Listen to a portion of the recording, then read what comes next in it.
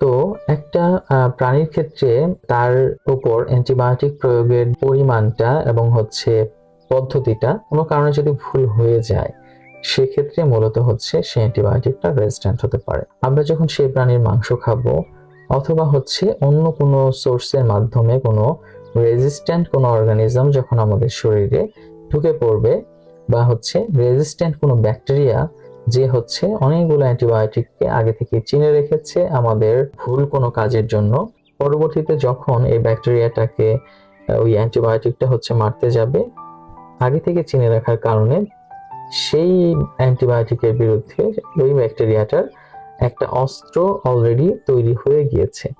তখন সে আগের মতো একদম প্রথম দিকে যেভাবে মারতে পারতো সেভাবে মারতে পারবে না, অনেক ক্ষেত্রে মারতে পারবেই না।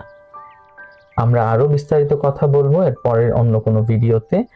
সেই পর্যন্ত আমাদের সাথে থাকবেন এবং আমাদের ভিডিওগুলো আপনারা শেয়ার করে অন্যদেরকেও জানার সুযোগ করে দিবেন। তো সবাই অনেক বেশি ভালো থাকবেন। আল্লাহ হাফেজ।